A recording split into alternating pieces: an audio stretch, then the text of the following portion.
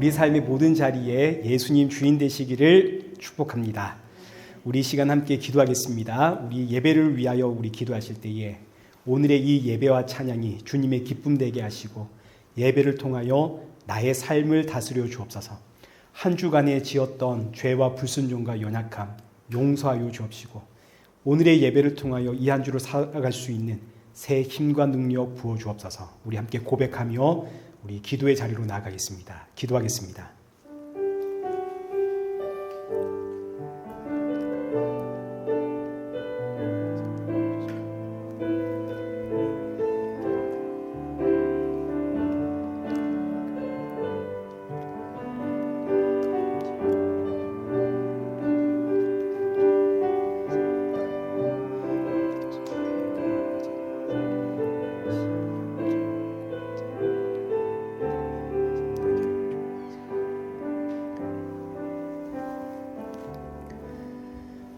태초에 말씀이 계시니라.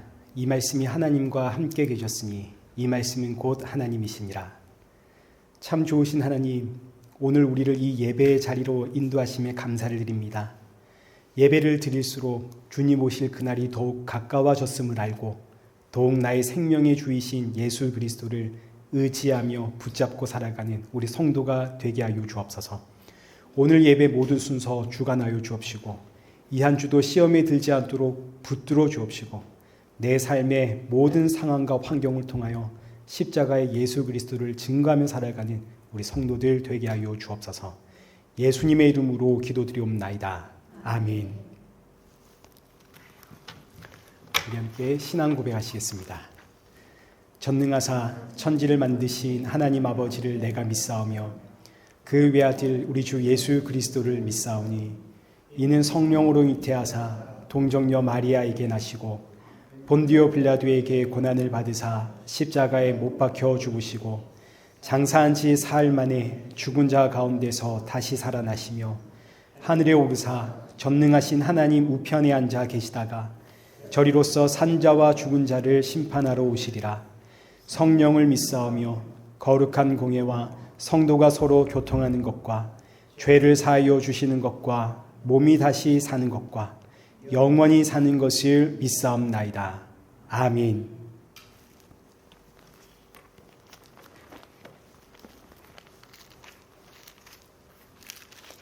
교독문 제71번을 우리 함께 교독하시겠습니다. 오호라 너희 모든 목마른 자들아 물러 나오라. 돈 없는 자도 오라.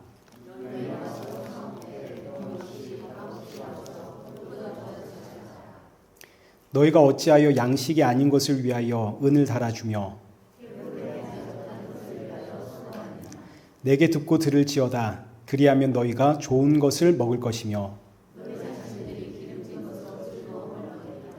너희는 귀를 기울이고 내게로 나와 들으라.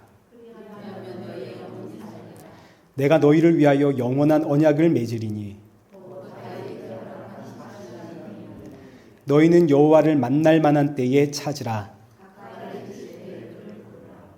악인은 그의 길을, 불의한 자는 그의 생각을 버리고 여호와께로 돌아오라. 우리 하나님께로 돌아오라. 그가 너그럽게 용서하시리라. 아멘. 찬송가 19장 우리 함께 찬양하시겠습니다.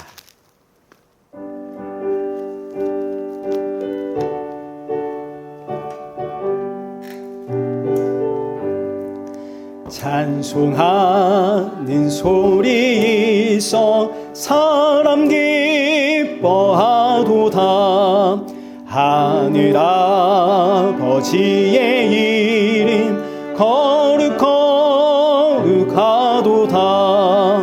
세상 사람 찬양하자. 거룩하신 하나님께 할렐루야 할렐루야 할렐루야 아멘.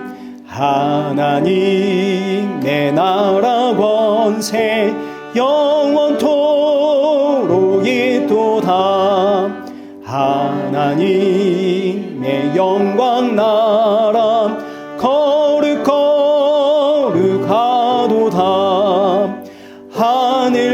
혼자 계신 주님 세상 주관하시도다. 할렐루야 할렐루야 할렐루야 아멘. 하나님의 크신 섭리 그 뜻대로 되도다. 우리 아버지의 뜻은 거룩거룩하도다. 주여 속히 임하셔서 기쁜 날을 주옵소서. 할렐루야 할렐루야 할렐루야 아멘 아멘. 우리 성경 봉독하시겠습니다. 오늘 보실 하나님 말씀 요한복음 18장 3절에서 7절입니다.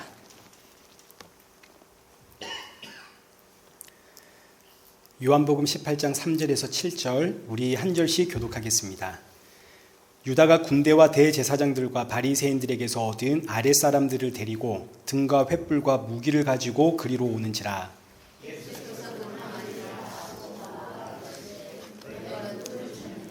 대답하되 나사렛 예수라 하거늘 이르시되 내가 그니라 하시니라. 그를 파는 유다도 그들과 함께 섰더라.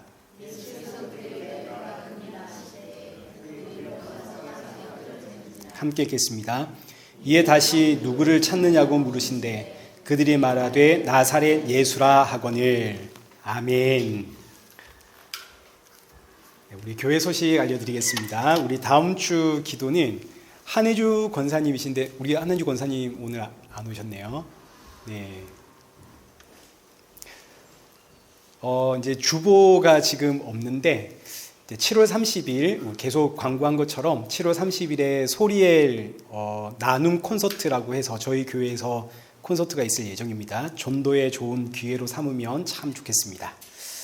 우리 새로 오신 분 이제 계시는데요. 잘 오셨습니다. 방문하셨습니다. 우리 잘 오셨습니다. 우리 큰 박수로 환영하겠습니다. 네, 고맙습니다. 우리 시간에는 준비하신 헌금 봉헌 우리 하도록 하겠습니다. 은혜 아니면 살아갈 수가 없네. 우리 함께 찬양하실 때 고흥 장로님 부탁드리겠습니다.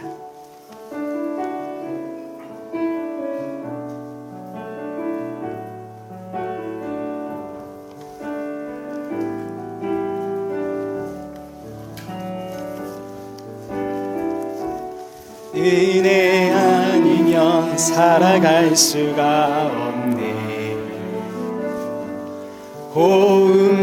호흡마저도 다 주의 것이니 세상 평안과 위로 내게 없어도 예수 오직 예수뿐이네. 크신 계획 다 볼 수도 없고 작은 고난에 지쳐도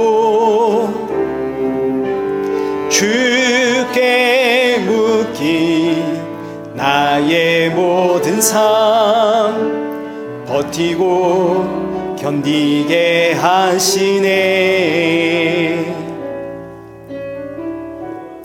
은혜 아니면 살아갈 수가 없네. 나의 모든 것 다 주께 맡기니 참된 평안과 위로 내게 주신 주 예수 오직 예수뿐이네. 기도하겠습니다. 살아계신 하나님 아버지 감사합니다. 이 시간 우리를 이 예배 자리로 이끄시고 또 주님 앞에 빈손으로 나오지 않게 하신 감사합니다. 비록 우리가 드리는 것이 작은 예물이지만 그러나 이 예물 준비할 때마다 날 위해 십자가에 죽으신 예수 그리스도를 기억하게 하시고 돌아가는 성도들의 마음속에 십자가의 보혈이 충만케 하여 주옵소서. 이 시간 말씀 듣습니다. 주시는 말씀 통해 나의 모습 다시 한번 돌아보고 점검하며 이 한 주도 십자가의 증인으로 살아가는 우리 성도들 되게 하여 주옵소서. 예수님의 이름으로 기도드리옵나이다. 아멘. 우리 오늘 본문 요한복음 18장 3절에서 7절입니다. 등과 횃불과 무기라는 제목으로 오늘 본문의 말씀 우리 함께 살펴보겠습니다. 6월절 전날 밤에 제자들과 최후의 만찬을 하시고 제자들을 위해 기도하신 예수님, 이제 드디어 제자들과 함께 기드론 시내를 건너 동산으로 들어가셨습니다. 이때 이제 본문 3절입니다. 가룟 유다가 군대와 대제사장과 바리새인들에게서 얻은 아랫사람들을 데리고 예수님을 잡으러 나오게 됩니다. 여기서 군대는 로마의 군인입니다. 예루살렘에 주둔하면서 혹 있을 민란이나 치안을 지키기 위한 경비병들입니다. 대제사장들과 바리새인들이 예수님을 유월절에 민란을 일으키는 그런 폭도로 고발을 해서 그래서 지금 로마가 군대를 끌고 왔습니다. 근데 이걸로도 부족해서 대제사장들과 바리새인들이 아랫사람들을 보내게 되는데 여기서 이 아랫사람들이란 대제사장들과 바리새인들이 거느리고 있는 사설 군대를 뜻합니다. 아니 대제사장들과 바리새인들이 뭐가 부족해서 뭐가 무서워서 이런 사설 군대를 가지고 있나요? 이들은 지금 종교 지도자들 아닙니까? 종교 지도자들이 왜 군대를 가지고 있었는가? 벌써 여기서부터 뭔가 정상적이지 못한 그림이 그려지는 겁니다. 심지어 대제사장의 집에는 죄인을 가두는 감옥까지 있었습니다. 그런데 여기 지금 3절에서 제일 이상한 것은 뭐냐면 대제사장들이라는 표현입니다. 율법에 따르면 제사장은 레위 지파가 제사장들입니다. 제사장은 많아도 대제사장은 한 시대에 오직 한 사람입니다. 이것도 종신직이기 때문에 대제사장이 죽어야 그 다음에 새로운 대제사장이 뽑히게 되는 겁니다. 근데 여기 3절 보시면 대제사장들 복수로 표현을 하죠. 그리고 13절로 가시면 안나스라고 하는 대제사장이 나오는데 그는 그해 대제사장인 가야바의 장인이라 그럽니다. 이게 대체 무슨 이야기인가? 지금 로마가 예루살렘을 점령하고 있는데 로마가 이스라엘을 점령하기 전에는 이스라엘 민족들이 바벨론에 망해서 바벨론의 포로로 잡혀가 포로 생활을 70년을 했습니다.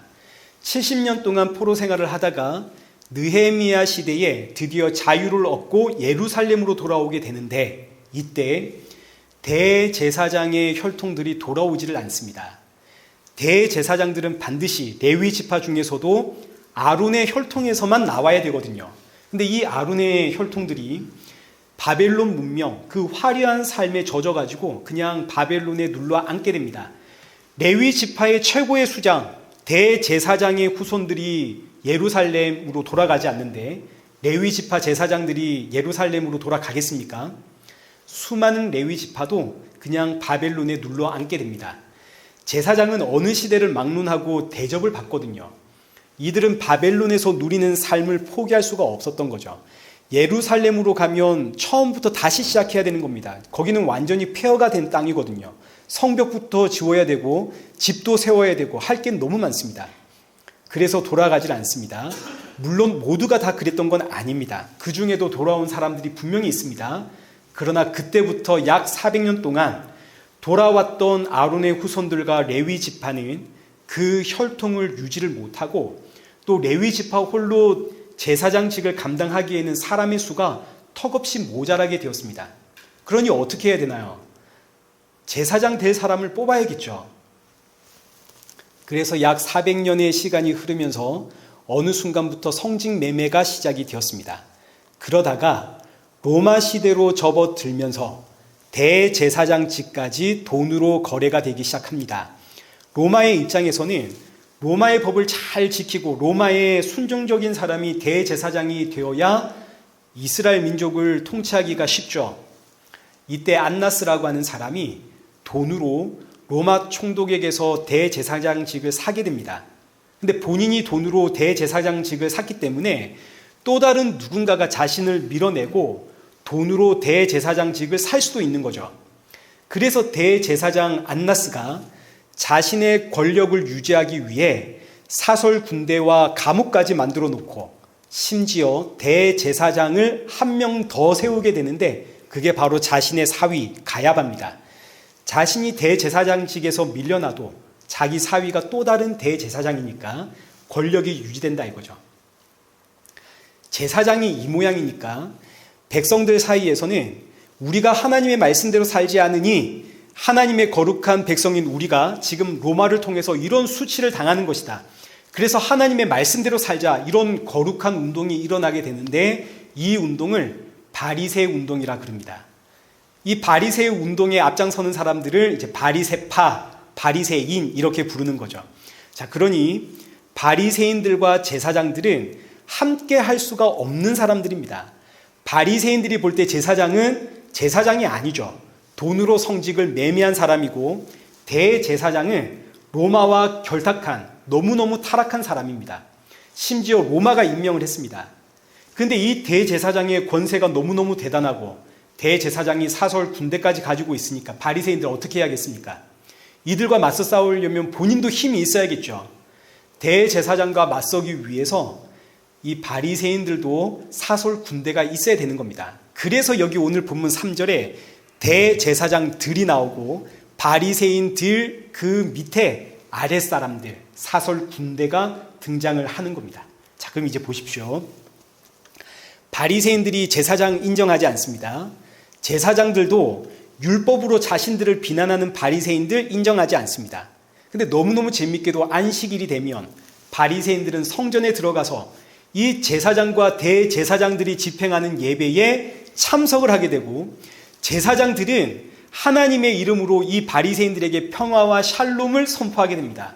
서로가 서로를 인정하지 않고 대적하면서도 제사장이 집행하는 예배에 참석하는 바리새인, 그리고 바리새인들에게 샬롬을 선포하는 제사장들. 그러나 이 예배가 끝나면 다시 서로를 향해 이빨을 드러내는 으르렁거리는 제사장과 바리새인들. 얼마나 아이러니한 그림입니까? 원래 예배는 샬롬을 위해서 존재합니다. 샬롬, 평화, 평안, 위로, 화목, 안식, 이게 예배의 목적입니다. 근데 바리새인들과 제사장들의 이 예배 모습 한번 보십시오. 함께 예배 드리고 있지만 이들 사이에 샬롬이 없죠. 샬롬을 선포하기는 하지만 샬롬이 없습니다. 예배 시간에 잠시 휴전할 뿐 예배 후에는 서로를 향해 날카로운 일을 드러냅니다. 이게 바로 예수님이 없는 예배의 현장이라는 이야기입니다. 예수님이 없는 예배, 샬롬이 없습니다. 구약의 역사가 증거하고 있고 예수님 시대의 이 제사장과 바리새인들이 증명을 하고 있습니다. 아무리 율법, 하나님의 말씀을 따라 하나님 앞에 정성 다해 예배를 드려도 예수님이 없으면 샬롬이 없습니다. 오늘 이 시대의 예배도 똑같습니다. 예수님 없으면 예배 후에는 서로를 향해 날카로운 일을 드러냅니다. 그리고 서로 물고 뜯고 씹고. 그래서 예수님이 예수님 없는 예배자들을 일이라고 하는 겁니다. 마태복음 7장 15절. 거짓 선지자들을 삼가라. 이 거짓 선지자들은 지금 제사장과 바리새인들 이야기입니다. 이들이 얼마나 하나님의 말씀 앞에 철저하게 순종하며 예배드리나요? 근데 이들은 거짓 선지자입니다. 왜요? 그들에게 누가 없으니까요. 예수님이 없으니까요. 그래서 이어지는 말씀이 이들은 양의 옷을 입고 너희에게 나오나 속은 노략질하는 일이다. 그런데 너무너무 놀랍게도 이런 이리들이 샬롬을 얻게 됩니다. 어떻게 이들이 샬롬을 얻게 되냐면 놀랍게도 이 무시무시한 이리들이 그 날카로운 이빨을 가지고 하나님의 어린 양을 물어 뜯을 때, 이때 이 이리들 안에 샬롬이 들어옵니다. 그래서 샬롬의 왕이신 어린 양이 이리떼가 사는 이 세상에 양으로 오십니다. 오셔서 하는 말이 여기 요한복음 6장 48절, 나는 생명의 떡이다.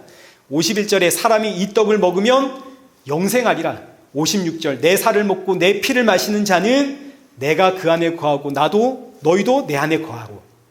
예수님 이리떼들에게 먹히기 위해 이 땅에 오셨습니다. 그래서 예수님은 태어나는 그 순간부터 구유에 놓이게 되는 거죠. 구유가 뭔가요? 짐승의 먹이통 아닙니까?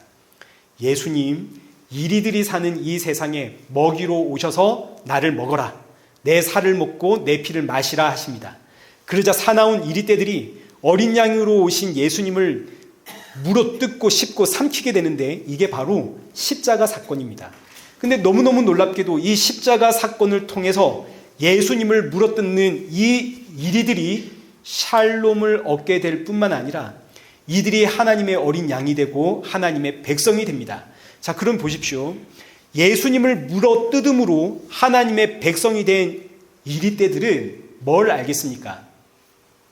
내가 하나님의 자녀 된 것을 내가 하나님의 이 어린 양을 물어뜯어 잡아먹었기 때문이구나. 나는 하나님의 어린 양을 잡아먹었는데 알고 보니 하나님의 어린 양은 이런 나를 살리기 위해 잡아먹힘을 당하신 거구나. 나를 살린 것은 나를 위해 십자가에 죽은 하나님의 어린 양 예수 그리스도시구나. 이거 알게 되겠죠. 이게 바로 이제 오늘 본문의 이야기입니다. 오늘 본문 여기 3절 보십시오. 이들이 전부 이리떼입니다. 예수님을 잡아먹으려고 제사장들과 바리새인들, 이들은 서로 원수입니다. 하나가 될 수 없습니다. 그런데 이들에게 공동의 적이 하나 생겼습니다. 예수님이죠. 대제사장은 여기 요한복음 11장 47절 한번 보십시오. 예수님께서 죽은 나사로를 살리니까 대제사장들이 공회를 소집했습니다.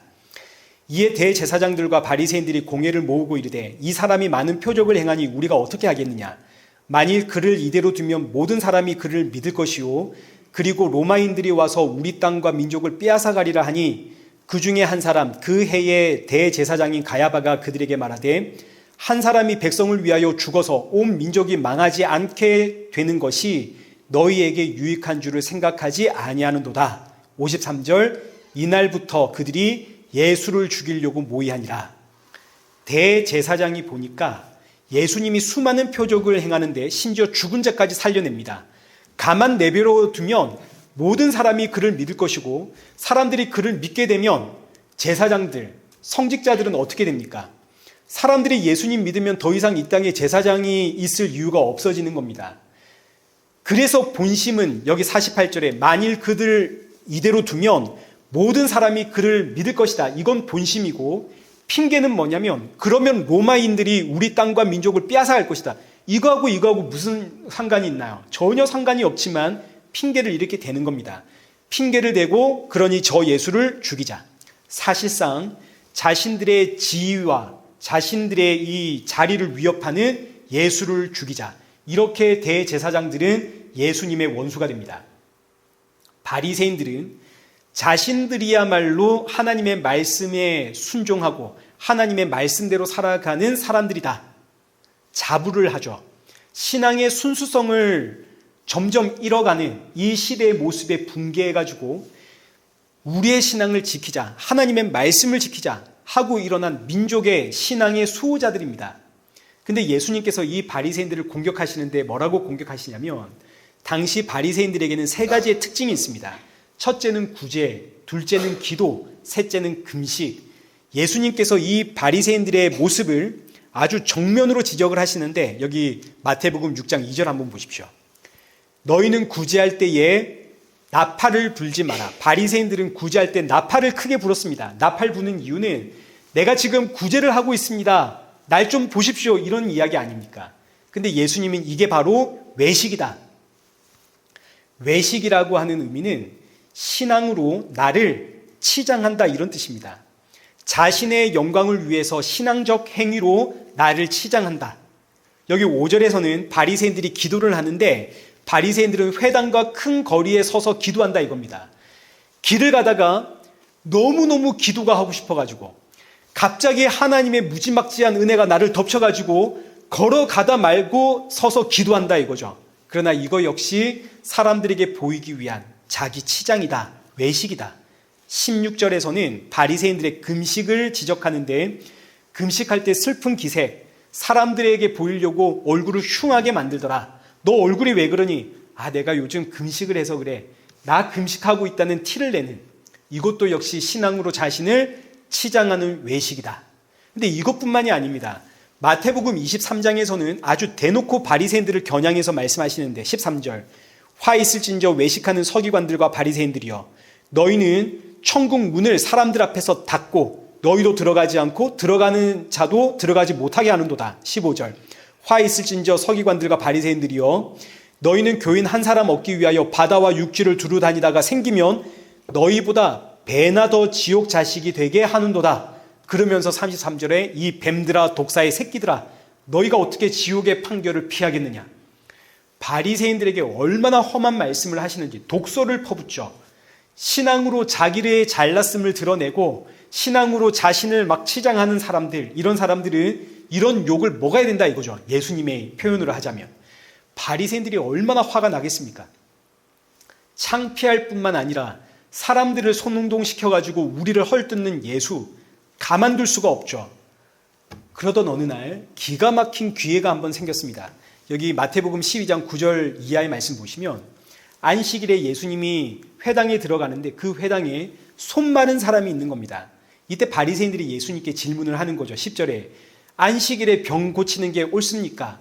이때 예수님의 대답이 안식일에 병을 고쳐주는 것이 옳다. 안식일에는 안식을 누리지 못하는 자들에게 안식을 주는 것이다.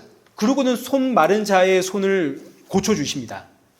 바리새인들에게 너무너무 좋은 기회가 생긴 거죠. 왜냐하면 예수는 안식일을 어긴 자다. 율법을 어긴 자다. 그래서 여기 14절 보시면 그날부터 바리새인들이 나가서 어떻게 해서 저 예수를 죽일까 의논하기 시작을 하는 겁니다. 자, 이제 대제사장의 적도 예수님이고 바리새인의 적도 예수님이 되었습니다. 이 공공의 적 앞에서 대제사장과 바리새인들이 한편이 되었습니다. 그리고 이제 오늘 본문 3절에 대제사장과 바리새인들이 아랫사람들을 보내서 예수님 잡아오게 하는데 이때 사람들 손에 등과 횃불과 무기를 들었습니다. 지금 본문 3절에서는 마치 대제사장들과 바리새인들은 이 자리에 없는 것처럼 보이지만 우리 지난주에 보았죠.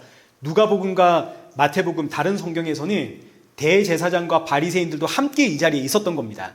그들이 모두 손에 등과 횃불과 무기를 가지고 나왔는데 이 등과 횃불과 무기가 오늘 말씀의 주제입니다.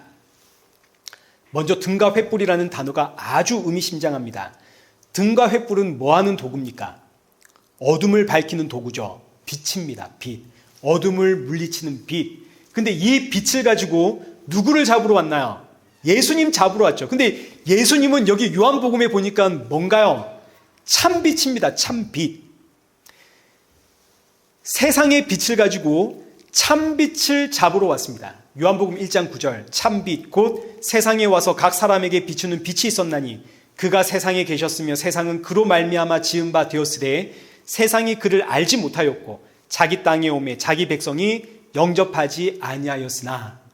이 말씀이 오늘 본문에 등과 횃불 들고 참 빛이신 예수님 잡으러 온 이 대제사장들과 바리새인들의 모습에서 표현되고 있는 겁니다. 대제사장이 지금 손에 쥐고 있는 등과 횃불은 대제사장의 빛입니다.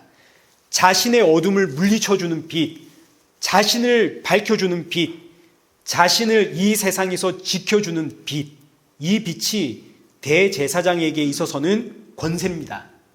내 손에 쥐고진 이 권세, 대제사장이라는 권세가 내 인생의 어둠을 환히 밝혀주는 빛이다. 그런데 저 예수라는 작자가 내 빛을 위협합니다. 내 손에 들린 이 권세라는 이 빛이 내 생명을 지켜주는데 저 예수가 나의 이 빛을 위협하니까 그냥 둘 수 있습니까? 나의 빛을 지키기 위해 참 빛이신 예수님을 죽입니다. 동시에 바리새인들, 그들이 지금 손에 들고 있는 등과 횃불, 이 빛은 명예입니다. 명예. 신앙으로 자신을 의롭다, 훌륭하다, 사람들에게 치장하는 이 명예, 이 명예가 내 인생의 어둠을 환하게 비춰주는 빛입니다. 이 세상에서 나를 살아가게 하는 원동력입니다. 근데 저 예수가 나의 빛을 위협합니다. 그래서 예수를 죽이려고 지금 모였습니다. 저 예수가 죽어야만 지금 내 손에 쥐어있는 나의 생명과도 같은 이 빛을 지킬 수 있으니까요. 이게 지금 이들이 손에 들고 있는 등과 횃불입니다. 동시에 무기는 이들이 문제를 해결하는 방법입니다. 대제사장과 바리새인들, 민족의 영적인 지도자들 아닙니까? 영적 지도자들의 무기는 언제나 기도와 말씀입니다. 그런데 이들은 문제 해결을 하려고 뭐 손에 들었다고요?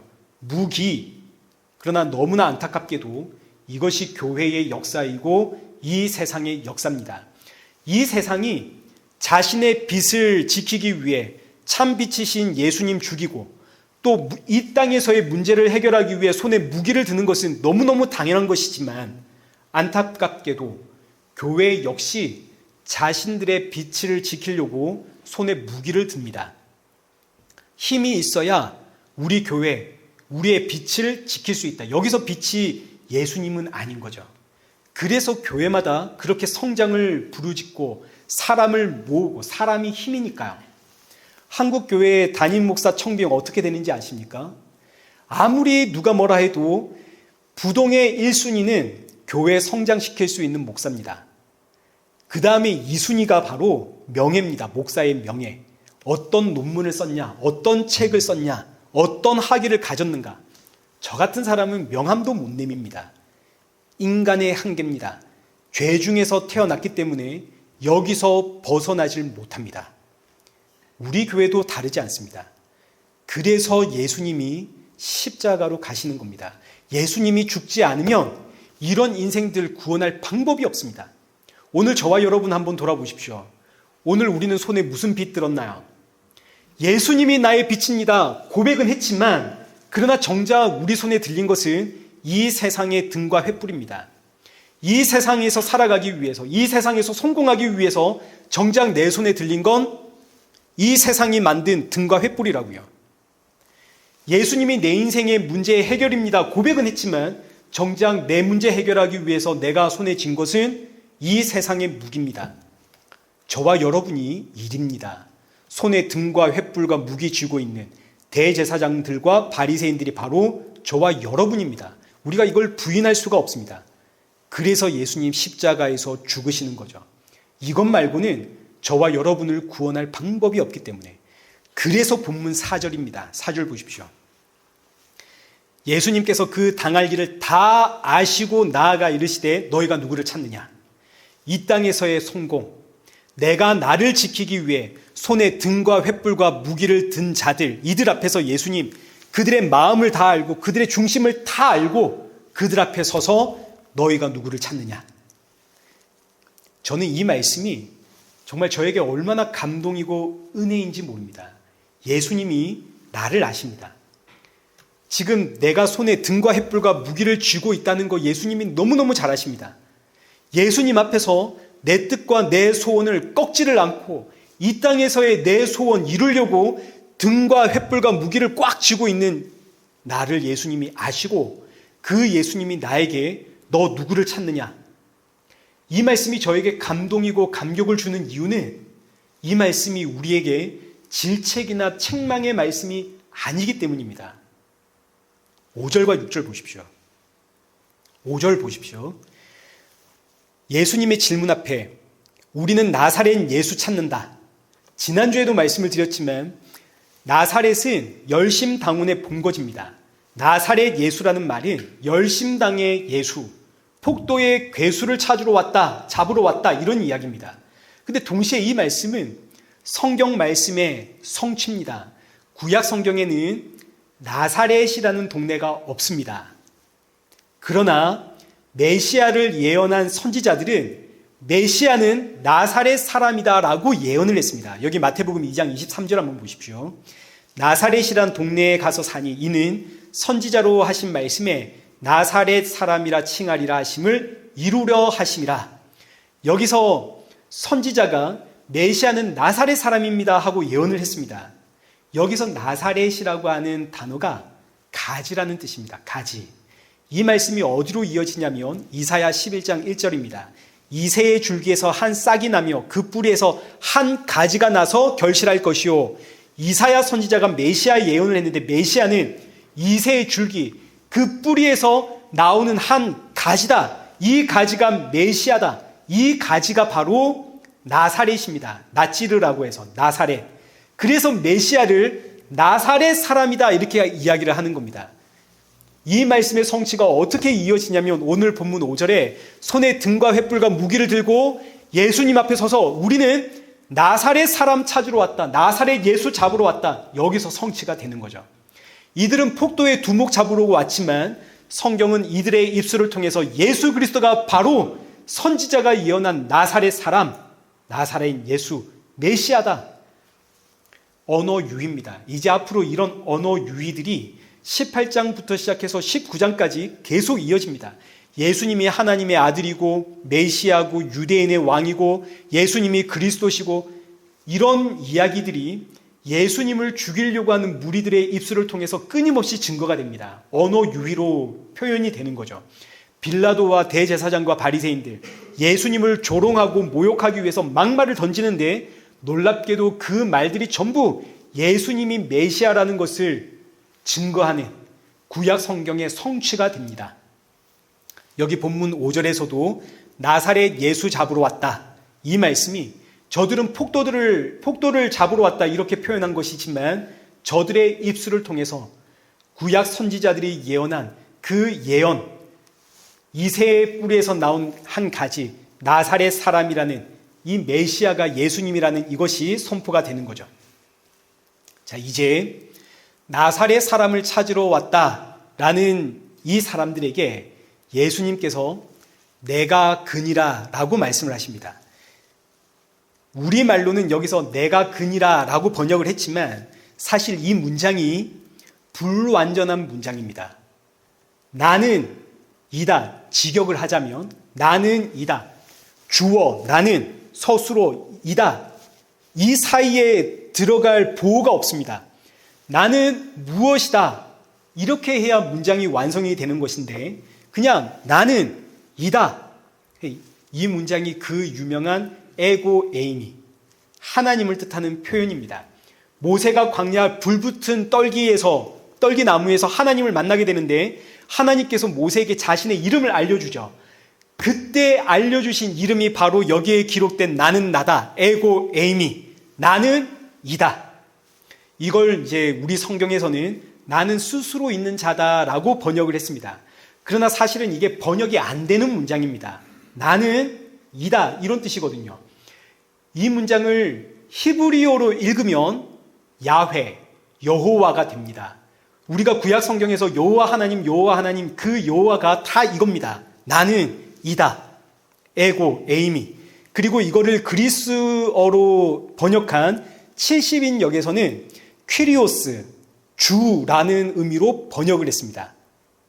근데 이게 사실은 번역이 안 되는 문장입니다. 나는 이다. 그러나 이 단어만큼 하나님을 잘 설명하는 단어가 없습니다. 하나님은 이 땅에 그 어떤 언어로도 표현이 안 되거든요. 정의를 내릴 수가 없습니다. 우리가 흔히 하나님을 표현할 때 신실하신 하나님, 좋으신 하나님, 선하신 하나님, 사랑의 하나님, 긍휼의 하나님, 이런 단어들로 하나님을 표현하고 사용을 하지만 사실 하나님은 이런 개념 안에 갇히지를 않습니다. 그 어떤 언어로도 하나님을 담을 수가 없죠. 그래서 하나님이 자신의 이름을 모세에게 처음으로 알려주실 때 나는 이다. 왜냐하면 사람의 언어로는 하나님을 채울 수가 없거든요. 그 어떤 개념도 하나님을 담을 수가 없기 때문에 하나님께서 나는 이다, 여호와. 그래서 우리는 여호와, 이 이름만 부를 수 있는 겁니다. 하나님 혹은 주여 하고 기도할 때 내가 생각하는 이 땅의 개념들을 그 안에 다 포함시켜야 할 뿐만 아니라 그거 다 포함시켜도 하나님이 설명이 안 됩니다. 그 하나님의 이름이 바로 여기 나는 이다, 여호와. 근데 이 여호와가 누구라는 이야기인가요? 예수님이라는 이야기죠. 예수님께서 나사렛 예수 찾으러 왔다 하는 이 사람들에게 나는 이다, 히브리어로 하자면 나는 여호와다, 이렇게 이야기하신 겁니다. 너희가 믿고 의지하는 여호와가 바로 나다, 에고 에이미. 자, 그러니 보십시오. 하나님 할 때 우리는 하나님의 개념 도무지 알 수가 없습니다. 나는 이다, 이 사이에 들어갈 개념이 없으니까 우리가 하나님을 이해할 방법이 없습니다. 근데 예수님께서 이 땅에 오셔가지고 나는 이다, 이 사이 안에 들어갈 개념을 우리에게 알려주시는데 예수님 이 땅에 오셔서 나는 생명이다, 나는 길이다, 나는 진리다, 나는 나는 양의 문이다. 나는 생명의 떡이다. 결국 나는 이다. 나는 이 하나님의 이름 안에 들어가는 개념은 뭐냐면 나는 나사렛 예수다. 이렇게 되는 겁니다. 그래서 예수님을 아는 자가 하나님을 아는 자가 되는 거죠.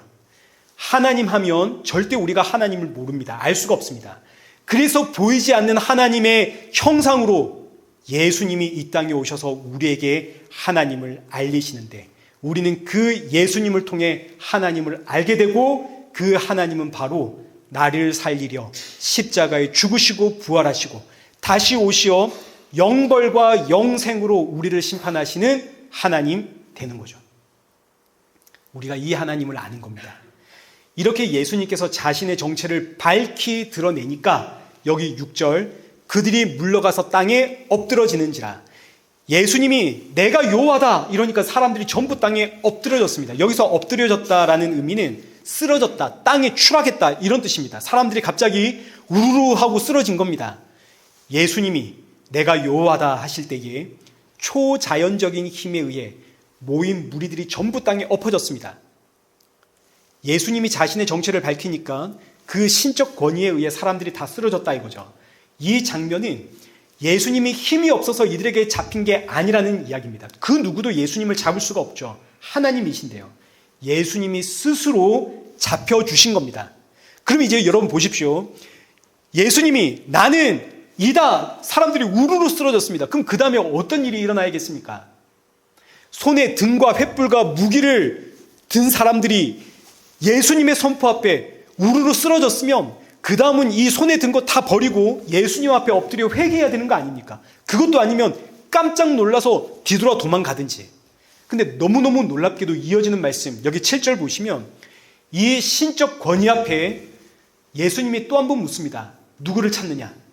그러자 이 지금 쓰러진 사람들이 여전히 나사렛 예수를 찾는다 그럽니다.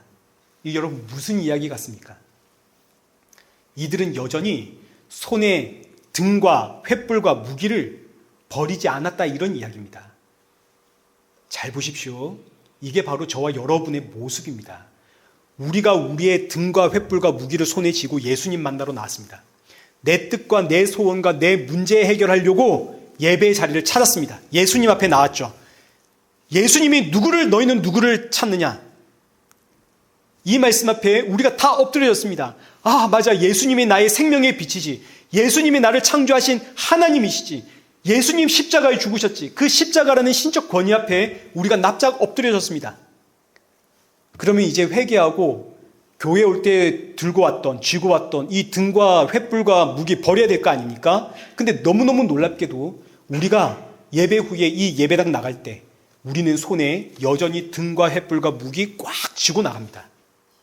참 하나님이신 예수님을 만났음에도 불구하고 여전히 손에 등과 횃불과 무기 이거를 놓지를 못합니다. 이거 놓으면 죽는 줄 알고. 이게 지금 저와 여러분의 신앙의 모습입니다. 이 세상에서 살아보겠다고, 이 세상에서 나를 지켜주는 나만의 등과 나만의 횃불, 나만의 무기 들고 교회에 나왔다가 예수님 말씀 듣고 신적인 권능, 십자가를 통해서 나타나는 하나님의 역사와 은혜 맛보고 돌아갈 때는 또 손에 등과 횃불과 무기 이거 쥐고 나간다고요. 아무리 돌아봐도 이게 나의 모습이라는 거 부인할 수가 없습니다. 이게 저의 모습이고 여러분의 모습입니다. 그래서 예수님 오늘도 우리에게 묻습니다. 5절에 4절에 너희가 누구를 찾으러 왔느냐? 근데 놀랍게도 이 말씀이 책망의 말씀이 아닙니다. 나는 나에게 힘을 주고 나를 도와주고 내 문제 해결해 주는 예수 만나려고 나왔습니다. 근데 예수님이 4절에 이런 우리를 다 아시고 너희가 누구를 찾느냐? 그러시고는 십자가로 가시는 겁니다. 그러니까 너희가 누구를 찾으러 왔느냐? 이 말씀 안에는 안다 내가 다 안다. 내가 너의 마음을 알고 내가 너의 중심을 알고 내가 너의 삶의 문제 다 안다. 지금 너를 사로잡고 있는 게 뭔지를 내가 너무너무 잘 알기에 너를 살리기 위해 내가 십자가로 간다. 이 말씀이 이 안에 포함되어 있는 겁니다. 그래서 너희는 누구를 찾으러 왔느냐? 이 말씀하시고 십자가로 가시는 겁니다. 이 말씀이 주는 메시지의 극대화가 15절 이하에 나오는 베드로의 부인입니다. 베드로는 지금 예수님을 위해서 칼을 빼어가지고 예수님을 지키고 있습니다. 오늘 본문에서 안 읽었지만 지난주에 보았듯이 베드로가 칼을 휘두르지 않습니까? 예수님께서 십자가 사건을 베드로에게 미리 말씀하셨을 때 베드로는 예수님 절대로 십자가로 못 갑니다. 그런 일은 일어나지 않습니다. 내가 반드시 예수님 지키겠습니다. 외쳤던 인물입니다. 그러나 베드로 역시 손에 등과 횃불과 무기를 들고 있는 인생입니다. 베드로가 원한 예수님은 이 땅에서의 왕으로 등극을 해서 로마 권세 물리치고 나에게 세상의 성공, 부귀, 영화 그거 안겨다 줄 예수님이거든요. 예수님이 내 뜻과 내 소원을 성취해 줄 분이기에 예수님 지키려고 칼까지 빼어들었습니다. 그런데 15절 이하에 기록된 베드로의 모습 한번 보십시오. 예수님이 이들에게 잡혀가니까 베드로가 멀찍이 따라갑니다. 17절 문 지키는 요정이 베드로에게 너도 이 사람의 제자 중 하나가 아니냐? 베드로가 하는 말이 나는 아니다. 죽음의 위기입니다. 이 죽음의 위기 앞에서 베드로가 나는 아니다. 근데 제가 원어 이야기 잘 안 하는데 이거 원어로 표현하자면 후크 에임입니다. 후크 에임이. 예수님의 말씀과 이게 지금 언어 플레이를 하는 거거든요. 굉장히 정확한 대조를 이룹니다. 본문 6절에서 예수님은 죽음 앞에서 내가 그니라 에고 에이미 하고 잡혀가시거든요. 에고 에이미. 근데 똑같은 상황에서 그렇게 예수님과 함께 죽겠다고 고백하며 자기 진심 몰라준다고 가슴을 치던 베드로는 똑같은 죽음의 상황 앞에서 몇 시간 지나지도 않았습니다. 사람들이 너도 그 제자 중에 한 사람 아니냐 그랬더니 나는 아니다. 후크 에이미 이러고 도망을 간다고요. 근데 이게 한 번이 아니라 3번을 반복하죠. 성경에서 3이라는 숫자는 완전을 뜻하는 숫자입니다. 베드로가 예수님을 부인하는데 완전히 부인하더라. 심지어 저주하고 맹세까지 하며 부인을 하더라. 나는 아니다. 후크 에이미. 무슨 이야기인가요? 베드로 손에 쥐고 있는 빛이 예수님은 아니더라. 이런 이야기입니다. 베드로의 손에 쥐고 있는 빛이 참 빛이신 예수님이라면 이렇게 부인하고 도망갔겠습니까? 아니라는 이야기죠. 베드로가 예수님은 나의 생명의 빛입니다 고백은 했지만 정작 베드로 손에 쥐고 있는 것은 예수님이라는 생명의 빛이 아니라 이 땅에서 만들어져서 이 땅에서 나를 살리는 등과 횃불과 무기였다. 이런 이야기입니다. 이 사건이 누가복음에서는 더욱 극적으로 진행이 되는데 누가복음 22장 56절 이하에 한 여종이 이 사람도 여러분 이제 시간이 좀 지루해질 시간이 됐고 집중력이 떨어질 시간이 됐습니다. 그래도 이제 다 끝났거든요. 10분 안에 끝납니다. 10분 너무 길다고요? 5분 안에 끝내보겠습니다. 누가복음 22장 56절 이하의 한 요정이 이 사람도 그와 같이 있었다. 그러니까 베드로가 나는 그를 알지 못한다. 58절에 다른 사람이 너도 그 도당이다. 베드로가 이 사람아 난 아니다. 이 전부 다 후크 에임입니다. 60절에서도 또 한 사람이 베드로에게 너도 그 사람과 함께하는 자다. 베드로가 이 사람아 나는 네가 하는 말이 도무지 무슨 말인지 모르겠다. 그때 닭이 울고 61절 예수님이 돌이켜 베드로를 보십니다. 베드로가 예수님 3번 부인하니까 닭이 울고 닭이 울 때 베드로는 예수님이 하셨던 말씀 닭 울기 전 네가 오늘 밤 3번 나를 부인할 것이야. 이 말씀이 생각나 예수님 쳐다보게 되고 예수님은 그 전부터 베드로를 쳐다보고 계시고 닭이 울 때 베드로와 예수님의 두 눈이 마주쳤습니다. 이때 예수님 눈빛으로 뭘 말했겠습니까? 베드로에게 봤지? 내가 너 나 부인할 거라고 했지? 이런 경멸과 질책과 실망의 그런 눈빛이었겠습니까? 아니겠죠. 예수님 베드로에게 눈빛으로 말씀하시는 겁니다. 베드로야, 내가 다 안다. 내가 너를 너무너무 잘 안다. 그래서 지금 내가 널 구원하기 위해 십자가에 지금 여기 서 있는 것이다. 이게 오늘 본문으로 가는 겁니다. 너희가 누구를 찾느냐? 대제사장들과 바리새인들 손에 등과 횃불과 무기를 가지고 예수님 잡으러 나왔고 예수님의 12제자들은 예수님을 지키려고 손에 등과 횃불과 무기 가지고 나왔습니다. 지금 예수님 앞에 서 있는 자들은 전부 자기만의 등과 횃불과 무기 이거 가지고 나왔습니다. 예수님 이들을 너무너무 잘 아십니다. 이들의 마음과 중심을 너무너무 잘 아시기에 이들을 살릴 방법은 내가 십자가로 가는 것이다. 그래서 십자가로 가시죠. 죽으시고 부활하셨습니다. 부활하신 예수님, 갈릴리 바다에서 고기 잡고 있는 베드로 찾아갑니다. 그리고 그 유명한 사랑 문답, 요한의 아들 시몬아 네가 나를 사랑하느냐? 베드로가 대답을 못합니다. 왜냐하면 나는 지금도 여전히 손에 나의 등과 나의 횃불과 나의 무기를 들고 있거든요. 그래서 지금 다 버리고 물고기 잡으러 온 거 아닙니까? 네가 나를 사랑하느냐? 베드로가 대답을 못하고 주께서 하십니다. 예수님이 또 묻죠. 요한의 아들 시몬아 네가 나를 사랑하느냐? 베드로 대답을 못합니다. 그저 주께서 하십니다. 예수님이 또 한 번 묻습니다. 요한의 아들 시몬아 네가 나를 사랑하느냐? 과거 같았으면 베드로가 주님 제가 주님 사랑합니다 했을 건데 베드로가 이제 자신을 알죠. 지금 내 손에 쥐고 있는 것은 예수님이 아니라 이 세상의 등과 횃불과 무기인 겁니다. 베드로가 대답 못합니다. 주께서 하십니다. 난 여전히 손에 나를 살리는 등과 횃불과 무기 들고 있습니다.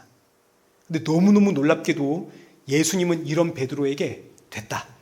가서 내 양을 먹여라 그럽니다. 아니 이게 뭔가요? 베드로가 그 손에서 자신의 이 등과 횃불과 무기를 던져버려야 그래야 예수님이 그래 잘했다. 이제 가서 내 양을 먹여라. 이래야 되는 거 아닙니까? 근데 베드로는 지금 자신이 없습니다. 네가 나를 사랑하느냐 이 대답 앞에 예 제가 주를 사랑합니다 이런 대답을 못합니다. 왜냐하면 지금 내 손에 등과 횃불과 무기 쥐고 이걸 못 놓고 있거든요.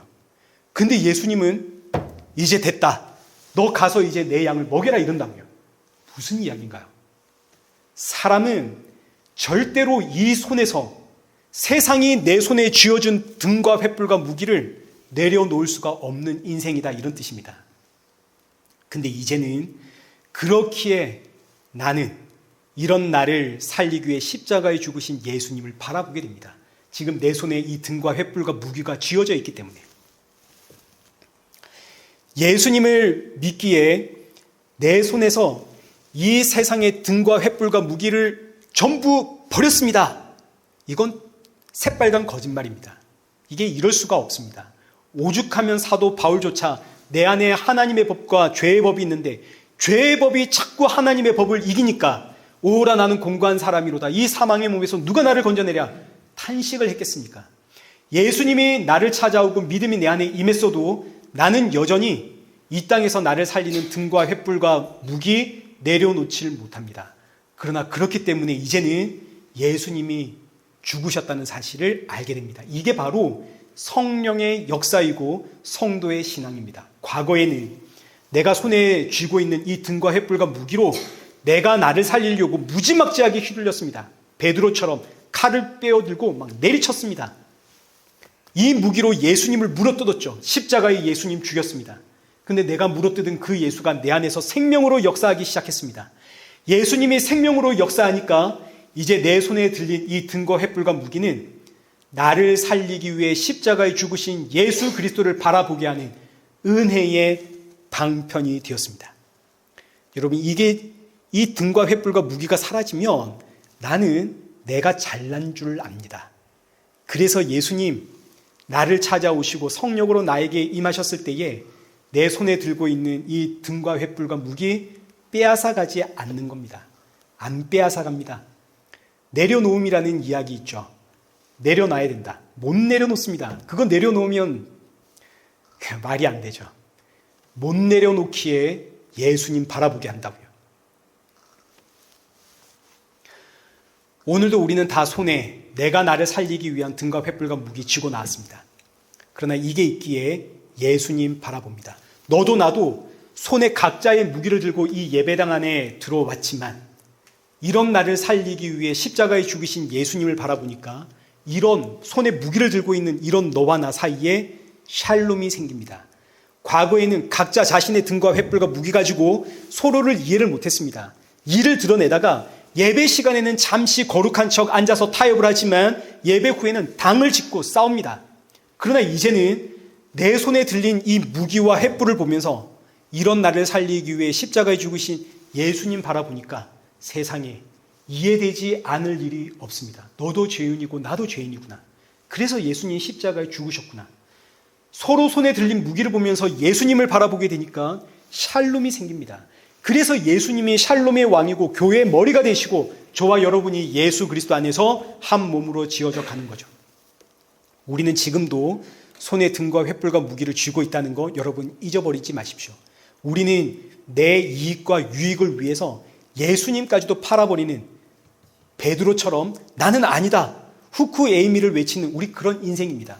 디모데후서 2장 13절 말씀처럼 우리는 미쁨이 없습니다. 여기서 미쁨이라는 단어가 변하지 않는다, 신실하다, 영원하다, 한결같다 이런 뜻입니다. 근데 우리는 이 미쁨이 없습니다. 우리는 신실함이 없고 늘 변하고 나도 나를 못 믿는 인생입니다. 그런데 누구는 미쁘시나요? 우리 주는 미쁘시죠. 변하지 않습니다. 오늘 본문에 예수님께서 내가 그다 하고 말씀하신 것처럼 우리는 베드로처럼 나는 아니다, 나의 유익과 이익을 위해서 늘 말을 바꾸고 늘 변하는 그런 인생이지만 우리 주는 언제나 한결같이 내가 그다 말씀하시는 미쁘신 하나님이십니다. 그래서 예수님 오늘도 저와 여러분을 보시며 너 누구를 찾으러 왔느냐?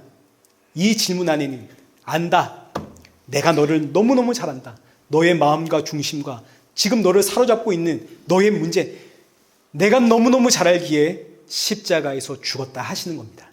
사랑하는 성도 여러분, 지금 우리가 손에 쥐고 있는 이 세상에서 나를 살려줄 것만 같은 이 등과 횃불과 무기를 보면서 이런 날 살리기 위해 십자가로 가신, 짐승의 먹이로 이 땅에 오신 그 예수님을 깊이 묵상하십시오. 예수님이 저의 구원이고 우리의 소망입니다. 예수님이 사라지면 우리는 이 등과 횃불과 무기를 가지고 상대방을 해치게 되어 있는 인생입니다. 이런 유혹과 시험에 들지 않도록 깨어있어 예수님을 바라보는 그런 저와 여러분 되시기를 축원합니다. 우리 함께 찬양하겠습니다. 찬송가 304장입니다.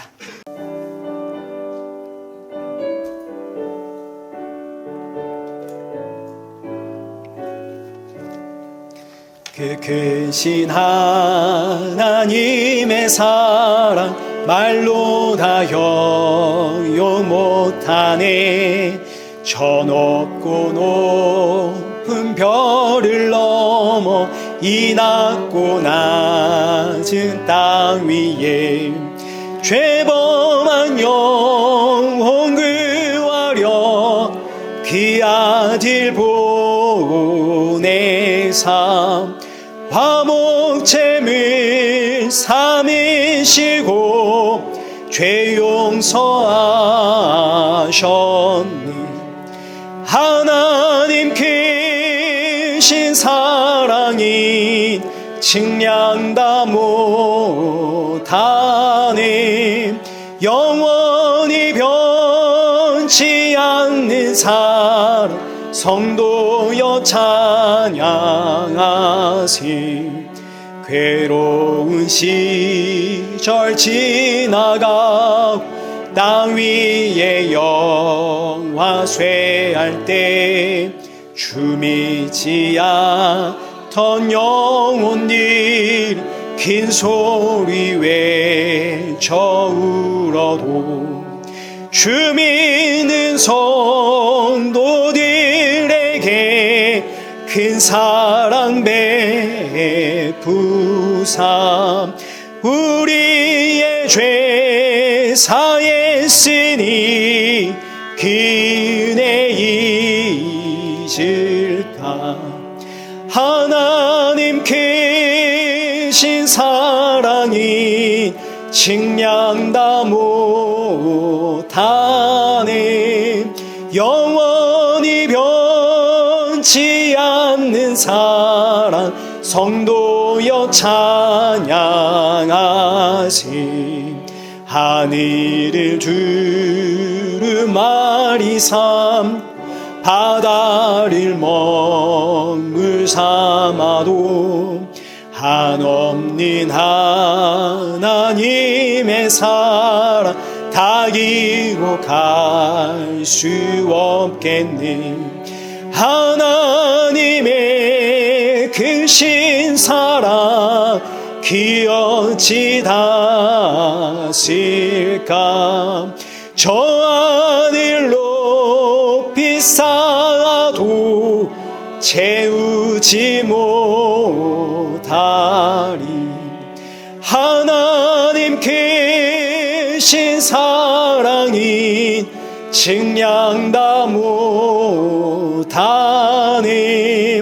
영원히 변치 않는 사랑 성도여 찬양하. 우리 시간 함께 기도하겠습니다. 우리 함께 기도하실 때 우리 너무너무 연약한 인생입니다.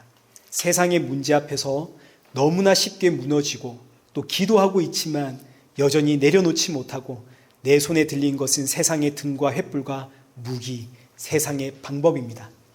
그러나 그럼에도 우리가 낙심하지 않고 좌절하지 않는 것은 내 손에 이 등과 횃불과 무기가 들렸기 때문에 날 구원하신 예수님 바라보게 된다는 사실이고, 그리고 미쁘신 예수님은 이런 나를 목표하신 자리, 그 하나님의 나라까지 인도하신다는 사실입니다. 우리 이 사실을 깊이 묵상하며 지금 내 손에 들린 것이 무엇인지를 볼 때마다 더욱 십자가의 은혜와 사랑과 감사와 찬양이 넘치는 성도가 되어지기를, 그리고 이 귀한 생명의 복음 담대히 증거하며 살아가는 성도가 되어지기를, 우리 시간 주신 말씀 붙잡고 우리 함께 기도의 자리로 나가겠습니다. 기도하겠습니다.